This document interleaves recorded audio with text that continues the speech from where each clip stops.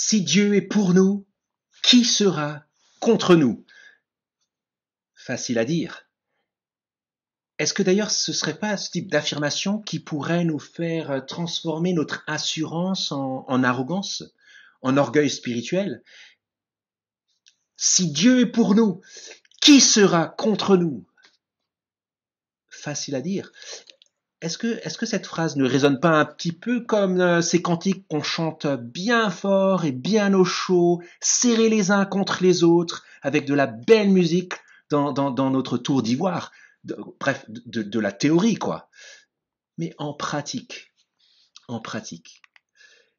qu'est-ce qui se passe quand on est seul, quand le voyage est difficile, quand la tempête fait rage tout autour, les épreuves de la vie, les moqueries, le mépris, parfois le rejet même agressif de notre foi en Jésus.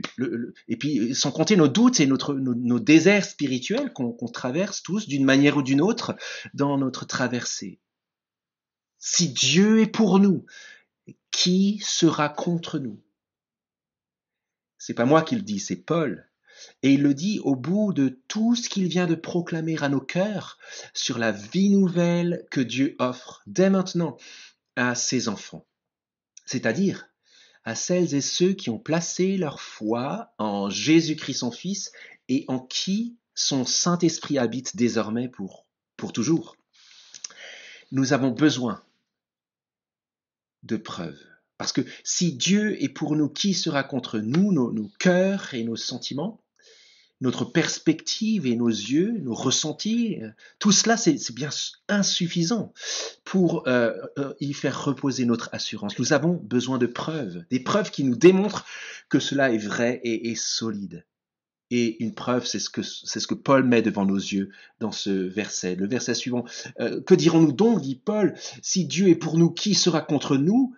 Lui qui n'a pas épargné son propre Fils, mais qui l'a livré pour nous tous, comment ne nous donnera-t-il pas aussi tout avec lui, par grâce?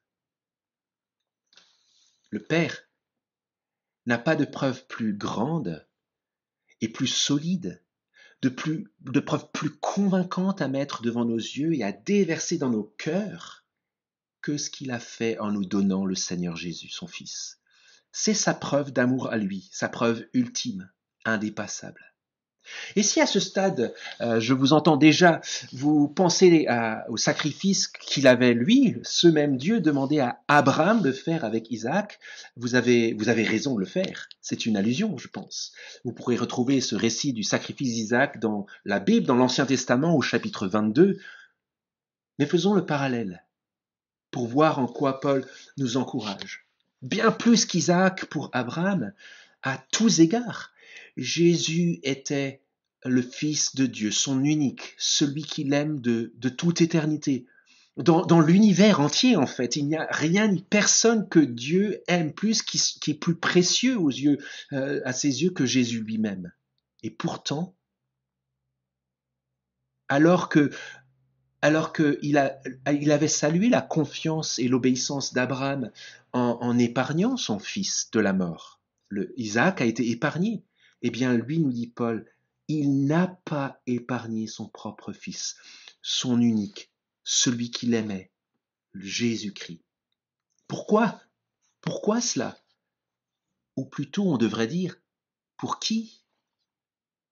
Alors qu'un seul bouc avait remplacé Isaac sur l'autel du sacrifice, pour que ce bouc meure à la place d'Isaac, eh bien Dieu a voulu que le sacrifice de Jésus, son Fils, son unique, celui qu'il aime, que ce sacrifice-là intervienne pour nous tous. Vous voyez l'insistance de Paul? Lui qui n'a pas épargné son propre Fils, mais qui l'a livré pour nous tous. Alors qu'Isaac a reçu au lieu de la mort le répit d'une vie très semblable à celle que nous connaissons encore aujourd'hui, presque 4000 ans après, en Jésus, Dieu nous a donné tout avec lui, par grâce. Pas des choses matérielles et futiles qu'on voudrait sur le moment, mais tout ce qui relève de sa richesse pour la vie éternelle. Ça, c'est sûr que nous l'avons. Alors, que sur le mont Morija. Abraham avait cru au Dieu qui pourvoira, c'est ce que le récit nous raconte. En Jésus, Dieu a définitivement pourvu pour nous. Ce n'est plus au futur, Dieu pourvoira, c'est au passé. C'est fait, c'est passé, c'est sûr, c'est prouvé. Dieu a pourvu. Si sur la croix, le Père a voulu que Jésus se mette à crier « Pourquoi m'as-tu abandonné ?» C'est pour que, sur la base de son sacrifice parfait, nous ne soyons plus jamais abandonnés.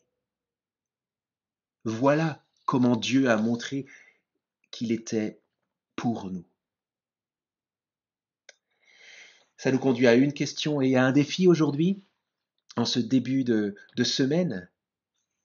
Est-ce qu'il m'arrive d'abord une question?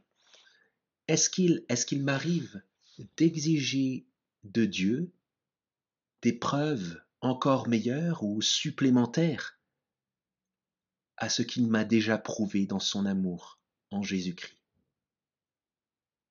Et ça nous conduit à un défi qui est logique. Et on est presque, je vous sens déjà poussé à le faire. À qui dans mon entourage est-ce que je pourrais raconter cet amour de Dieu pour les siens? Et si cela, le fait de lui raconter cela, et si cela provoquait en lui, en elle, une volonté de répondre favorablement à ce Dieu-là? En Jésus-Christ, si Dieu est pour nous, qui sera contre nous? Bonne journée, bonne semaine.